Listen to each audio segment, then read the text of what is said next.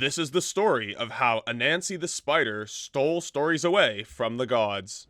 Do you have a favorite TV series? Perhaps a favorite movie, or video game, or book? All of these things that we enjoy are dependent on one thing, a story that will keep us interested and drive the plot forward. We all love a good story, and the Akan people of Western Africa believe that we have Anansi to thank for this. Once, stories were only enjoyed by the gods, but the trickster Anansi was a friend of mankind and thought that our lives would be improved if we could listen to and enjoy stories as the gods did. So he stole them for us. But how exactly did this mischievous spider god do so? Let's find out. A long, long time ago, there were no stories on Earth. Stories, in fact, were the exclusive property of Nyame, the great sky god, and indeed Nyame loved his stories. Nyame's son, Anansi, had also heard his father's stories and wanted them for himself. One day, he approached Nyame and asked him to buy his stories, to which the great sky god laughed. How could this poor little spider ever possibly afford such a treasure? Nonetheless, Anansi assured Nyame that he could afford to pay any price, so Nyame asked for the moon. Not literally, but he demanded that Anansi bring him 4 of the most dangerous animals in exchange for his precious stories. These were the massive python Onini, the leopard Osebo, the vicious Moboro hornets, and the invisible fairy Moatia. Nyame was confident that such feats were impossible, but Anansi accepted, knowing he had some tricks up his sleeve.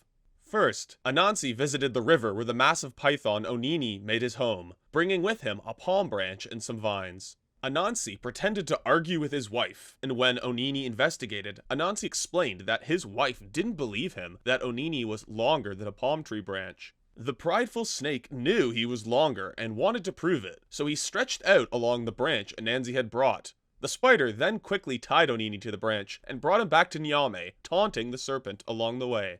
Next, Anansi went to capture the hornets, bringing with him a gourd full of water and a large banana leaf. He found the hornet's nest and doused himself in water. Holding the banana leaf above his head like an umbrella, he then poured the remaining water on the nest. The ticked-off hornets came out to attack, but Anansi explained that he did nothing. It was merely raining heavily outside and that they would be in trouble if they continued to get wet. He suggested that they could hide in his safe dry gourd, and so they flew in there. Anansi then trapped them in the gourd and shook it, laughing as he delivered the foolish Moboro hornets to Nyame.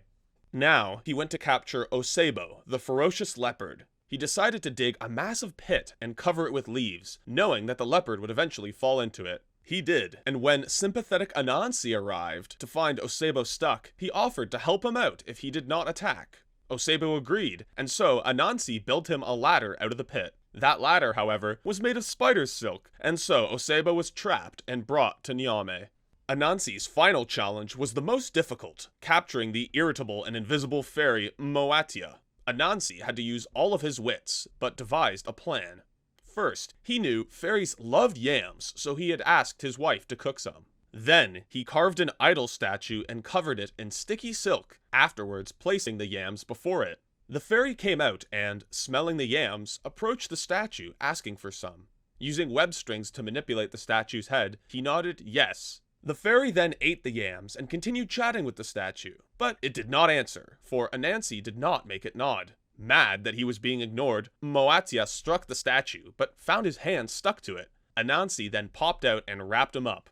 The final dangerous creature had been captured, and so Anansi brought it before Nyame. Having not believed Anansi was up to the task, the sky god was thoroughly impressed and told all the gods and mankind of Anansi's accomplishments, before finally relinquishing to him the stories. Anansi then shared these stories with his human friends, and from there on mankind was able to pass these stories on from generation to generation.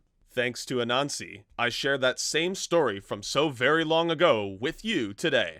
Now, here is today's fact. Did you know stories of Anansi were brought by the Akan people to the Americas via the slave trade? They continued to be told and even transformed to fit their new environment. In the southern United States, Anansi became Brer Rabbit, who in turn inspired the well-known beloved trickster Bugs Bunny.